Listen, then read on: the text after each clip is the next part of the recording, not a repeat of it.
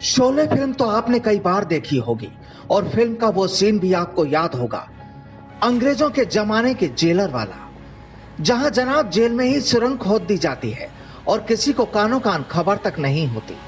लेकिन साहब वो फिल्म थी और फिल्मों में तो इस तरह की कई तस्वीरें अक्सर नजर आ जाती हैं। लेकिन क्या आप सोच सकते हैं कि रियल जिंदगी में भी ऐसा कुछ हो सकता है, और वो भी किसी रईस के घर में सुरंग के जरिए चोरी की वारदात। सुरंग के जरिए शोरूम में वारदातों की खबर तो अब से पहले सुनने को मिली थी, लेकिन ऐसा देखने में पहली बार ही आया है कि कोई बदमाश पहले सुरंग खोदे और फिर घर के एक हिस्से में दाखिल होकर वहां लाखों की चोरी की वारदात को अंजाम देकर फरार हो जाए। वाकई कहानी तो पूरी फिल्मी है, लेकिन साहब हकीकत है, और जिसका नजारा सामने आया है राजस्थान की राजधानी जयपुर में। पहले घर को निशाना बनाया, फिर घर के पास की जमीन को 87 लाख रुपए में खरीदा गया। इस खाली जमीन में सुरंग की खुदाई शुरू की गई। सुरंग के जरिए टारगेट पर पहुंचा गया और फिर कर ली गई 400 किलो चांदी की चोरी। अब कहानी का लब्बो-लुआब आपकी समझ में आ गया होगा, लेकिन फिर भी तफसील से आपको बताते हैं कि आखिर जयपुर में हुई इस अनोखी चोरी की वारदात की तस्वीर क्या थी। अब जरा देखिए इस खाली प्लॉट को, और अब देखिए बदमाशों के टारगेट वाले घर को।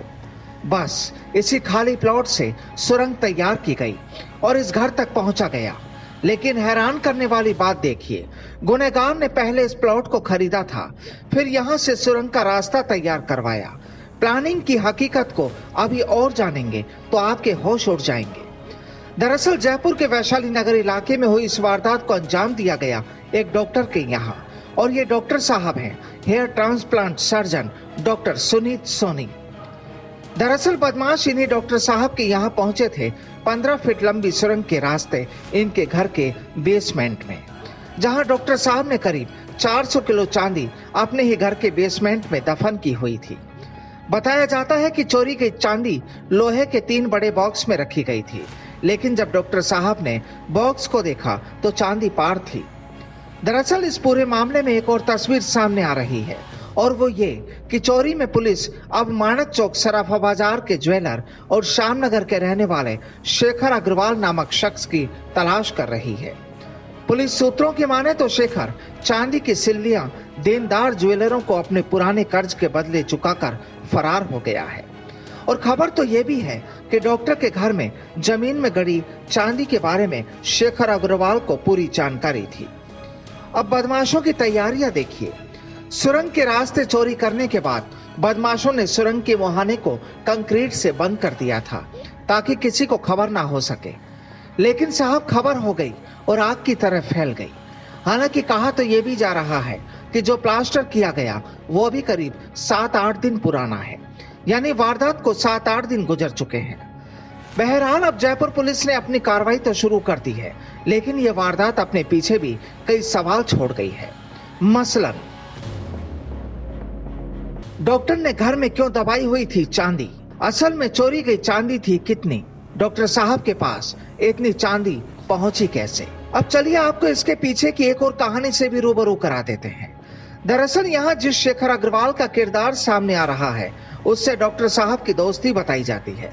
डॉक्टर सुनीत सोनी शेखर अग्रवाल से ही ज्वेलरी खरीदते थे। डॉक्टर सुनीत सोनी और उनकी पत्नी ज्वेलर शेखर अग्रवाल की मानक चौक सराफा बाजार स्थित ज्वेलरी शॉप से ही जेवरात व अन्य सामान खरीदते थे। दोनों में काफी वक्त से अच्छी जान पहचान थी, जो दोस्ती में बदल गई। शेखर को सुनीत के बारे में पूरी जानकारी थी कि उसके पास कितनी ज्वेलरी है और कहाँ रखी है, यानी दोस्त ही दोस्त को दगा दे गया।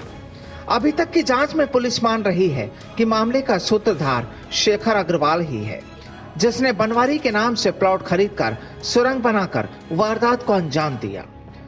सूत्र बताते हैं कि जोधपुर में सितंबर 2020 में गोल्ड स्मगलिंग मामले में डीआरआई कार्रवाई में शेखर का नाम सामने आया था। अब शेखर फरार है और जांच में सामने आया है कि 5 साल पहले शेखर पर बाजार का करीब 5 से 6 करोड़ रुपए का कर्जा होने के बाद वह जयपुर छोड़कर विदेश चला गया था, लेकिन 1 साल बाद वह लौट आया था।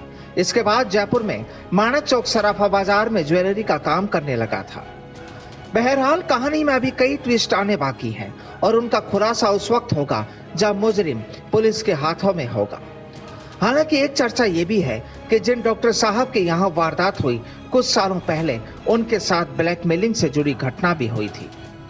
बहरहाल अब गैंग पुलिस के पाले में है और जाहिर है कि जैसे ही आरोपी पुलिस के शिकंजे में होंगे, इस फिल्मी अंदाज में की गई वारदात की पूरी स्क्रिप्ट भी सामने होगी।